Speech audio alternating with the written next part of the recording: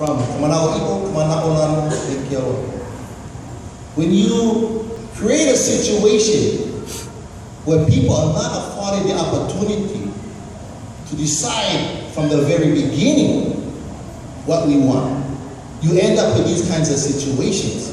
Now I want you guys to go take a look at the actual application. I don't have time for it, but look at the application Kanaiolowalu. It actually says Native Hawaiians were something like Native Hawaiians were sovereign since 1778 or something.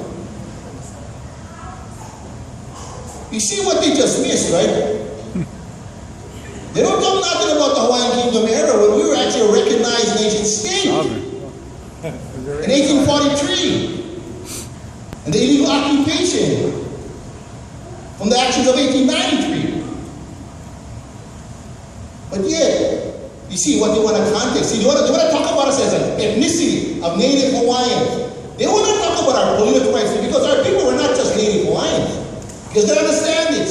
We come from our history, and that is foolish and embarrassing to deny that history. What our kupuna were able to do in 1843 was just become a recognized nation state, an independent nation state, recognized around the world, and to deny that history is inhumane. It's embarrassing.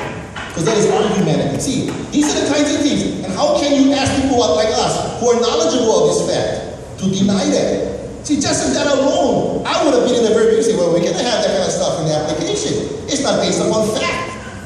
It's misleading. And again, anytime you try to mislead the people, you end up in this situation. There's a reason why they don't want a highly conscious people. And I'm talking about the state of Hawaii. Because we become dangerous. When Hawaiians wake up to the situation, know their history, know their language, know what's going on, we become dangerous to the state of Hawaii. Because the state of Hawaii benefits from our ignorance. Self-determination, I leave that as is. Ku'e petitions versus Kanaiolowalu, so that's what I want. Uhmc Kaeo, that's the lesson. Is Kanaiolowalu going to stop the desecration of our mountains and Mauna Kea? Is it? Haleakala. Is it going to provide the power for our people? Let me ask, how many acres of land in this legislation? How many gallons of water? Nothing is mentioned. We'll talk about that later, you see. Yep. That's the game. Yep. How can we talk about that later when we know it's our lands and water? That's up front.